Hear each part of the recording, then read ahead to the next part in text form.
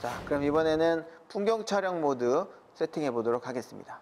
풍경 촬영 모드를 세팅하시려면 우선 노출 모드를 M 모드로 맞추셔야겠죠.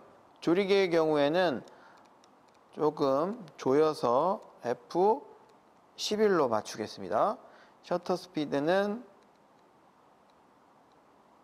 125로 맞춰주시고요.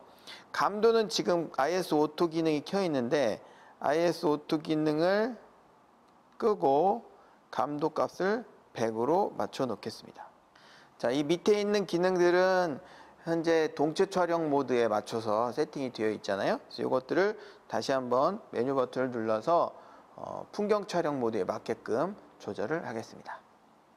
메뉴 버튼 누르시고 사진 촬영 메뉴에 오셔서 화질 부분부터 보겠습니다. 화질은 아까는 동체 촬영용이기 때문에 JPG 그중에 파일을 썼는데요. 이번에는 후보정을 생각을 해서 로우 파일로 바꿔주도록 하겠습니다. 네, 화상 사이즈나 로우 기록 같은 경우는 특별히 조절하지 않으셔도 됩니다. NEF 로우 기록을 예를 들면 로우 압축이 현재 무손실 압축으로 기본 설정이 되어 있습니다. 무손실 압축은 뭐냐면 여러분들이 눈에 보이는 가시광선과 가시광선 밖의 영역이 있을 거예요. 그 중에서 사진에 쓰이지 않는 가시광선 밖의 영역을 삭제를 해주는 그런 압축 방법입니다. 그러니까 용량도 줄이고 화질에는 큰 영향을 주지 않는 아주 좋은 방법이겠죠. 네, 비트 심도는 12비트와 14비트가 있는데 14비트로 설정이 되어 있죠. 자, 이것처럼 무손실 압축, 로우 14비트 설정 굳이 바꾸실 필요가 없다는 거죠. 다른 메뉴들도 마찬가지입니다. 기본 설정이 가장 무난한 설정이고요. 거기에서 여러분들 필요한 것만 바꿔주시면 되겠습니다.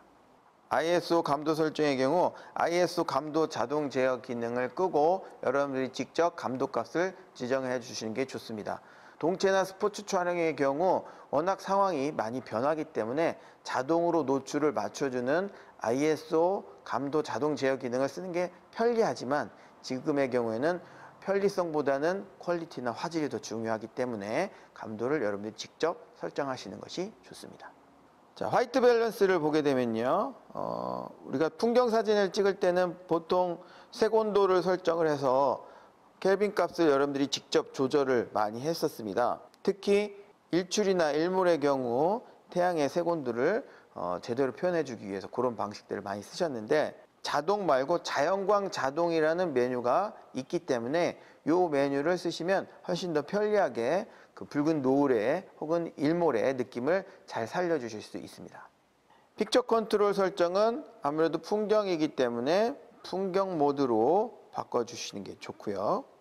액티브 디라이팅의 경우 자동으로 설정을 해 놓으시면 되겠습니다. 로우 파일로 찍는 거기 때문에 나중에 캡처 NXD를 통해서 여러분들이 원하는 설정 값으로 바꿔 주실 수도 있거든요. 장시간 노출 노이즈 감소 기능은 오프를 해 놓으시는 것이 좋습니다. 특히나 별이나 야경 같은 걸 촬영하시는 경우 아무래도 장노출을 많이 쓰게 되죠. 그랬을 경우 요 노출 노이즈 감소 기능을 켜주게 되면 촬영하는 데 들어가는 시간만큼 저장하는 데 시간이 또 걸립니다.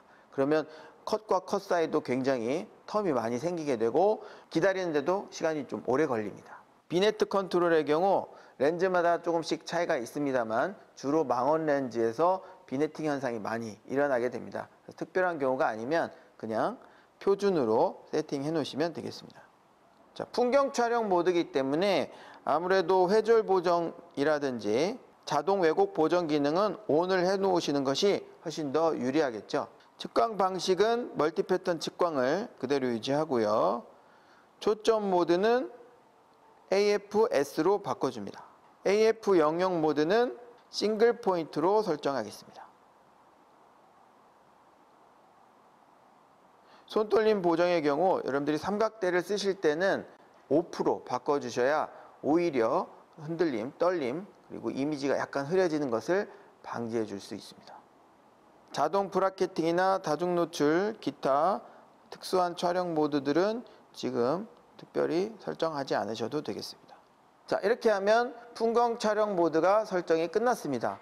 이 상태 그대로 U2에다가 저장을 하도록 하겠습니다. 메뉴 버튼 누르시고요. 설정 메뉴 유저 세팅 저장에 U2의 저장, 카메라 설정 저장, OK 눌러주면 됩니다. 자, 그럼 현재 이제 M 모드죠. 이 상태에서 U2로 가보겠습니다. U2 모드가 설정이 제대로 되어 있는지 한번 볼까요? 조리개 11, 셔터 스피드 125분의 1초, 감도 100, 픽처 컨트롤은 풍경, 로우, 릴리즈 모드. 릴리즈 모드가 고속 연장으로 되어 있죠. 이 부분을 싱글 프레임으로 바꿔보겠습니다. 자, 이것처럼 아까도 설명을 해드렸지만 유저 세팅 모드에 저장되지 않는 기능이 한 가지 있는데 그게 바로 이 부분입니다. 릴리즈 모드는 여러분들이 동체 촬영일 때는 고속 연속 연장으로 바꿔줘야 되고 풍경 촬영할 때 U2로 바꿨을 때는 이렇게 싱글 프레임으로 또 별도로 조절을 해줘야 됩니다.